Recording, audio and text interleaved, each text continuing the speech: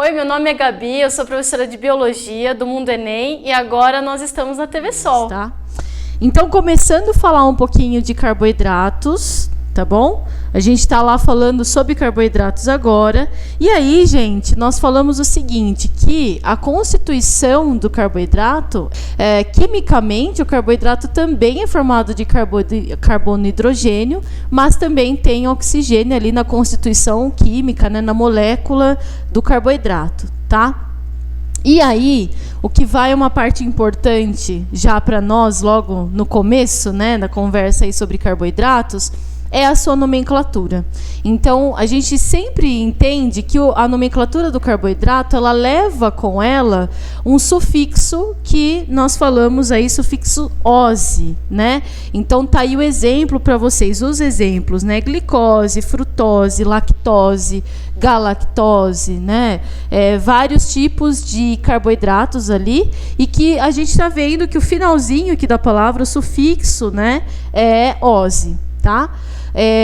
Então é meio que uma regra geral aí para falar de carboidrato. Quais são as fontes desses carboidratos, né? Então tá aqui do lado a imagem para vocês. A gente sabe que os carboidratos no geral estão em frutos, em grãos, em massa, né? Nos vegetais. Se a gente pensar na celulose, é um carboidrato, tá? Então, ali são as fontes onde a gente encontra inúmeras formas de carboidratos. Tudo bem?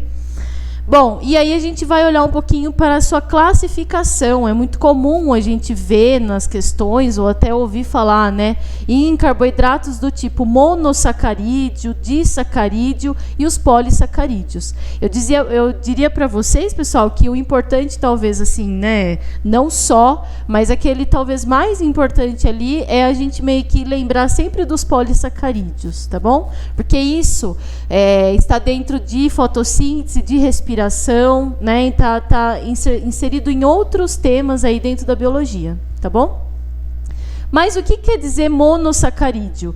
Monossacarídeo é aquele carboidrato que tem de 3 a 7 carbonos na sua constituição, na sua molécula química, tá? E aí esses monossacarídeos, olha só, né, os exemplos aí de monossacarídeo tá ali para vocês: glicose, frutose e galactose. Sendo que qual é a que a gente mais fala aí da molécula de carboidrato do tipo monossacarídeo? A glicose, né? Porque a gente conversa muito sobre glicose, de novo, sobre fotossíntese e respiração celular, tá? Então a glicose é um carboidrato do tipo monossacarídeo porque ela apresenta aí de 3 a 7 carbonos dentro da sua a sua molécula química, tá certo? Disacarídeos são aqueles carboidratos que são formados pela junção ou união de 2 monossacarídeos, por isso disacarídeos, né? E os disacarídeos que a gente está vendo aí no exemplo, por exemplo, sacarose e lactose. Então, tá vendo que a sacarose é uma união do carboidrato glicose com frutose, e aí, então, originando a sacarose. A lactose é uma junção ou união da glicose com galactose, tá? Então, exemplos aí de disacarídeos, que seria, então, a união de 2 monossacarídeos, tá? E talvez aqui onde a gente vai mais olhar um pouquinho, né, são os polissacarídeos, porque são muitos, então são vários monossacarídeos interligados, né? E aí, gente, ali estão os exemplos, né, por exemplo, amido, que é a reserva energética de plantas e algas, né? O glicogênio, que é a reserva energética do nosso fígado, no caso dos animais, especificamente mamíferos. Além dos mamíferos, os fungos reservam também glicogênio. A celulose, que é a parede celular de plantas, né? Então, tem vários outros exemplos. Por exemplo, a quitina, que seria parede celular de fungos, né? Então, ali a gente tem uma gama de exemplos de polissacarídeos que também permeiam os variados temas da biologia. Por isso que dentro aí dos carboidratos, é lógico que a glicose, é importante a gente lembrar, ser monossacarídeo, né? O que é um disacarídeo, mas aí fica um pouco mais assim, né? Um pouco mais com uma importância um pouco maior os polissacarídeos por ter exemplos variados ali, tá bom? Então aí do seu lado, ao lado aí da imagem, a gente tem exemplos, né, de lá em cima do D-glicose, um monossacarídeo, a lactose, que é um disacarídeo, né, tá vendo a junção ali, a união de 2 monossacarídeos, e embaixo a celulose representando o exemplo de uma molécula de polissacarídeo, né, um carboidrato de cadeia bastante extensa, bastante grande, tá? Beleza? Então, aqui nós temos a classificação. Quando a gente percebe, ou quer dizer, né, estuda as funções dos carboidratos, são muitas também, são variadas, né? Então, quando a gente fala de carboidrato, especificamente naquele momento, a gente lembra da função energética do carboidrato, né? Então, o carboidrato é para nos dar energia, ou para qualquer outro ser vivo. Realmente, a fonte de energia primária que um ser vivo tem é por meio da molécula do carboidrato, né? De glicose, por exemplo, se a gente falar aí de respiração celular ou num fotossintetizante, tá certo? É um tipo de molécula energética, é a fonte primária de energia, mas ela também tem ali como função a reserva energética, né? Quando eu falei para vocês do amido, que é uma reserva energética dos vegetais, o glicogênio, que é uma reserva energética dos animais, né? E de fungos. Então, tá vendo? Ela tem a função tanto de dar energia quanto para estocar na forma, né? Esse carboidrato aí estocando energia, tá? E aí, então, essa primeira função dessa molécula, né, das moléculas ali de carboidratos, tá?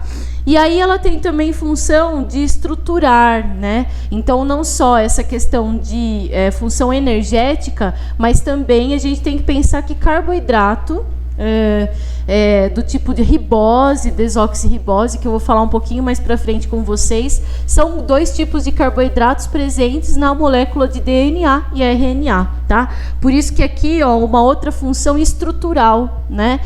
Olhando para essa molécula aí, que está na imagem para vocês, é uma molécula de DNA, né? Uma dupla fita, e ali ela está presente, né, nessa molécula extensa, não só o carboidrato, a gente vai ver que tem ácidos nucleicos, tem o fosfato, mas tem ali também o açúcar, né, o carboidrato desoxirribose no caso do DNA e o carboidrato ribose no RNA.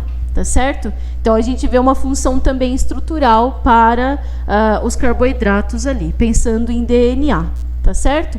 E aí, muito importante, tá vendo? A gente coloca para vocês aqui os polissacarídeos importantes, né? Porque a gente está falando das funções, a questão de reserva de energia, a questão de estoque e liberação de energia, a estrutural, né, do carboidrato, mas como eu disse para vocês, os polissacarídeos eles têm um quê a mais por conta de se apresentar muitas vezes no vestibular, né, para falar qual que é a função desses polissacarídeos, tá? E o primeiro que vocês estão vendo aí, o amido, que é reserva energética de algas e plantas, né? Então, tá vendo que o amido é um polissacarídeo, uma união extensa aí de monossacarídeos, formando, então, uma molécula gigante de polissacarídeo que tem a função aí de reservar energia para vegetais e algas, tá? O glicogênio, como eu disse para vocês, é uma reserva energética de fungo e de animais, né? Celulose, uma função de parede celular, né, um polissacarídeo de função de estrutural de parede celular de plantas, dos vegetais no geral, e a quitina, além de ser um tipo de polissacarídeo importante para a parede celular de fungos, né, a quitina ela também está presente no exoesqueleto de alguns artrópodes, né? Então veja aqui ao lado, a gente está vendo a exúvia, né? O momento ali da muda desse artrópode, desse inseto, e esse exoesqueleto, que é esse que ele está deixando aqui, que eu circulei para vocês, ele é um exoesqueleto impregnado de quitina, né? Que é esse polissacarídeo que a gente está conversando agora, tá? Dependendo dos grupos ali de artrópodes, né? Então, por exemplo, crustáceos, que são animais então que estão em ambiente ambiente muito úmido, até marinho, eles terão exoesqueleto de quitina, mas também eles têm uma impregnação de carbonato de cálcio por conta do local que eles vivem, né? Um ambiente com muito sais, né? Por isso carbonato de cálcio. Agora, no geral, todos os artrópodes, todos eles têm o exoesqueleto quitinoso, né? Mesmo os crustáceos, mas aí a impregnação também de sais de cálcio nesses crustáceos, né, no geral, tá bom? Então tá aí para vocês os polissacarídeos importantes. É realmente de suma importância que a gente tenha a noção, a lembrar da nomenclatura e a função de cada um aí para cada grupo de organismo, tá certo? Bom, para a gente já dar uma fixada e fechar essa primeira parte aí de carboidratos, tá? Eu venho aqui com um exercício para vocês. Para a gente tentar resolver nesse momento, para a gente fixar aí a ideia, né? Então, é um exercício do Enem que fala o seguinte: ao beber uma solução de glicose, tá vendo a molécula de glicose ali, né? C6H12O6. É uma molécula que a gente vai muito conversar, de novo eu falando aqui, né, de fotossíntese e respiração, mas a gente realmente vai conversar muito sobre isso e ela vai aparecer desse jeitinho para vocês nesses temas aí, tá? Então, ele fala assim, ó, ao beber uma solução de glicose, C6H12O6, um corta-cana ingere uma substância o quê? Né? Vamos dar uma lida nas alternativas aí, né? Na letra A, ele ingere uma substância que, ao ser degradada pelo organismo, produz energia que pode ser usada para movimentar o corpo. Na letra B, um corta-cana ingere uma substância que é inflamável, que queimada pelo organismo produz água para manter a hidratação das células. Na letra C, ingere uma substância que eleva a taxa de açúcar no sangue e é armazenada na célula, o que restabelece o teor de oxigênio no organismo. Na letra D, ingere uma substância insolúvel em água, o que aumenta a retenção de líquidos pelo organismo. E na letra E, ingere uma substância de sabor adocicado que, utilizada na respiração celular, fornece CO2 para manter estável a taxa de carbono na atmosfera. E aí a gente vai de qual alternativa ali para falar sobre quando um corta-cana ingere uma substância, uma solução de glicose? Qual seria a resposta aí? Letra A. Ao beber uma solução de glicose, um corta-cana ingere uma substância que, ao ser degradada pelo organismo, produz energia que pode ser usada para movimentar o corpo, né? As outras todas, é interessante isso, né? Porque as outras, elas trazem... não necessariamente a pessoa precisa saber literalmente todos os ciclos e todas as reações que acontecem numa respiração celular, né? Mas na alternativa ele trata um pouquinho, né, sobre respiração celular, ele traz um pouquinho sobre isso, né, que a gente vai ainda conversar um pouco. Mas realmente, né, acho que não precisa saber tanto da respiração para não colocar a letra E que está errada, né? Então, seria essa letra A mesmo a nossa resposta, tá? A gente vai de outro exercício ali, ó, da Federal de Uberlândia, se eu não me engano, e ele fala assim, ó: os polissacarídeos são macromoléculas de carboidratos, polímeros com centenas a milhares de monossacarídeos, unidos por meio de ligações glicosídicas. Sobre os polissacarídeos são feitas as seguintes afirmações. Considerando-se as informações abaixo, marque V para as afirmativas verdadeiras e F para falsa, né? Então, depois a gente vai seguir aí para saber quais estão corretas, né, e assinalar. A primeira frase, ele fala assim: amido é um polissacarídeo de armazenamento encontrado nos animais.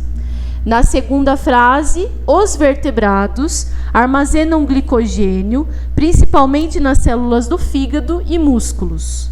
Na terceira frase, o exoesqueleto dos artrópodes é formado por quitina, que é um polissacarídeo com função estrutural. E na quarta frase, a celulose é um polissacarídeo estrutural encontrado como principal componente da resistente parede celular que circunda as células dos animais.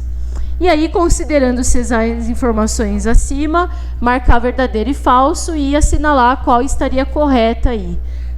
Qual que seria a sequência correta para nós? Letra C, então vamos dar uma olhada ali, né? A letra C, ele fala que a primeira é falsa, as duas aí do meio seria a Stephanie também, né? As duas aí do meio seriam verdadeiras e a última falsa, né? E é isso mesmo, gente, dá uma olhada aí, ó. O que acontece? Amido é um polissacarídeo, né, de armazenamento, mas não é dos animais. A gente falaria aí dos vegetais e algas, tá? Os vertebrados realmente armazenam glicogênio, principalmente no fígado e também no músculo.